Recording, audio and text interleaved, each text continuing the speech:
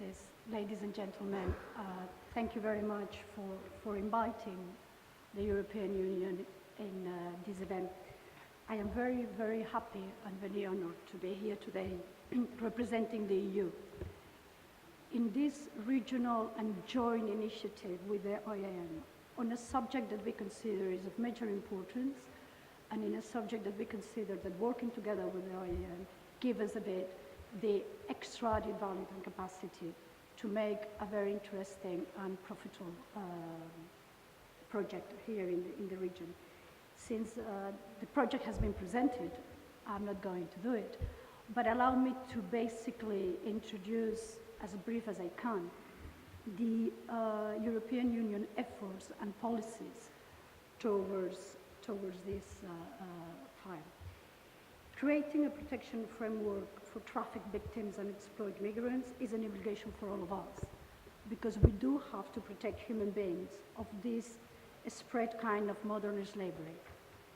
Trafficking in persons is a gross violation of human rights, an extremely complex and changing form of organized crime. The International Labour Organization estimates the number of victims of forced labor at 20.9 million at a global level. But inside the European Union, the figure is out of 880,000 people believed to be in forced labor in the European Union, which is a very, I would say, enormous figure. And of course, there is a case, or is a situation that the European Union has to put an end as much as we can, or has to try to develop all kinds of efforts to actually solve it. The first big effort is actually prohibiting trafficking of human beings in the main charters that the European Union has, which is the Charter of Fundamental Rights of the European Union and the European Convention of Human Rights. But a part of the general framework, the EU has been developing different instruments and strategies, all put inside what we call a comprehensive approach, a global system that can tackle the trafficking in all the different aspects.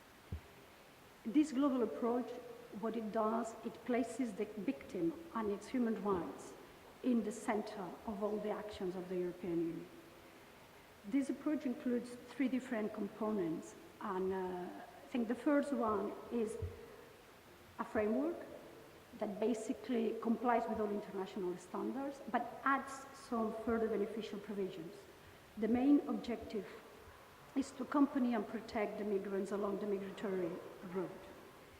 Basically, it focuses on protecting vulnerable migrants, meaning unaccompanied minors, asylum seekers, victims of trafficking, taking a special care of the needs of women, and we've seen in the figures that have been presented that 90% of the trafficked human beings are women.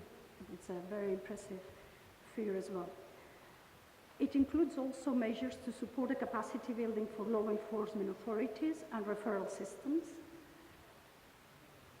support prevention, protection and prosecution of criminal acts and human rights violations committed against migrants, including those that travel irregularly, guarantee decent living conditions for migrants in non-European countries, and stepping up efforts of integrating migrants in countries of destination. The second big instrument that the European Union has is put down this frame in an EU strategy towards the eradication of trafficking in human beings that goes from 2012 to 2016. This strategy provides a coherent framework for existing and planned priorities and favors an integrated multidisciplinary approach to address trafficking. In March 2011, the European Union appointed as well an EU anti-trafficking coordinator, which is the person that gives policy advice and develops policy inside this framework, including all our activities as well with other countries, and oversees the implementation of the strategy.